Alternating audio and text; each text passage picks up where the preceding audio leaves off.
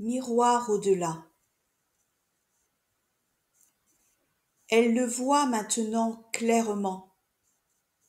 Son corps est ici-bas une merveille du ciel. Son corps est fait pour célébrer la rencontre des 4 éléments.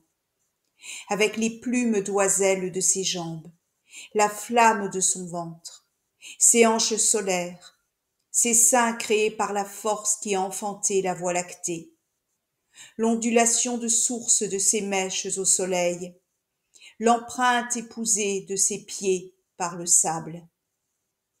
C'est une évidence. Son corps est fait pour le tumulte des vagues, le satin de la lumière, les écharpes emmêlées de la brise, la danse des chemins. Il est fait pour être paré par l'aurore. C'est une chance vraiment. Et pourtant, il suffit de traverser la mer pour constater que 40% des corps féminins sont encore corsetés par les conventions. Ne te fais pas remarquer, ma fille. S'il te plaît, ne sois pas trop jolie.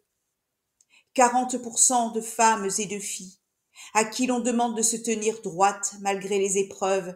40% de femmes soupçonnées de trop vibrer, de trop aimer, sujettes au qu'en dira-t-on d'autres femmes, d'autres filles. 40% de femmes qui se consacrent entièrement à un homme jaloux du vent qui effleure leur gorge. 40% de femmes boutonnées jusqu'au menton. Au-delà, 80% des corps féminins, lapidés, excisés, brimés, frappés prisonniers d'épais tissus, soustraits à tous les regards derrière une cage de fil. Et la mort arrive tôt, souvent dès la naissance. Le corps d'une petite fille promise à un mari qui ressemble à son père ou noyé dans le fleuve. Ce corps fouillé ouvert, ce corps dont une main épaisse écarte la peau et extrait l'ultime goutte, ce corps happé par une bouche édentée et avide parce que c'est un fruit facile à manger.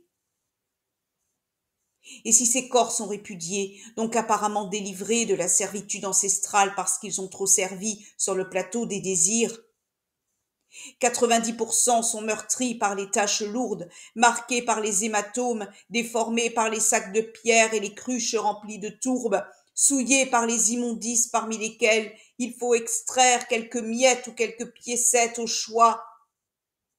95% d'autres corps arpentent les trottoirs des mégalopoles, juchés sur des talons aiguilles, fardés à être méconnaissables, tandis que la pluie ou la neige s'infiltre dans les barésies, déchirés par la pince d'un porte-jartel qu'on n'a pas eu le temps de réajuster au bord du lit des faits.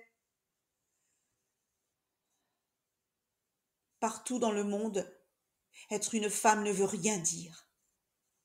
Une icône, une effigie, une bête de somme ou de foire, une vierge prostituée, oui.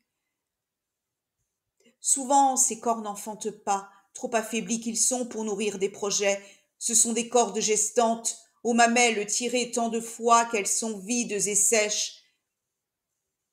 Et si l'on revient sur cette terre ici, dans ce pays, dans cette région, dans cette ville,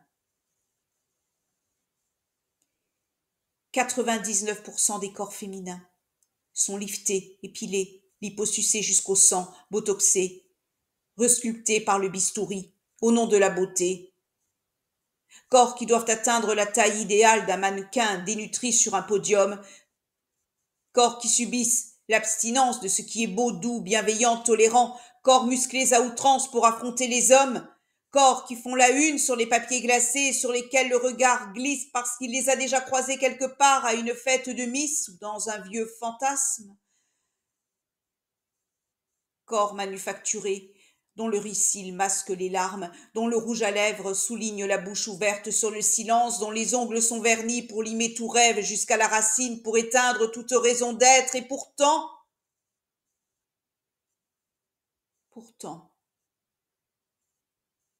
lorsqu'elle se voit dans le miroir, après un régime qu'elle a abandonné, elle se trouve unique grâce à ce corps dont l'ADN n'est à nul autre pareil, ce corps merveille qui réjouit chaque grain, chaque goutte, chaque souffle, chaque étincelle.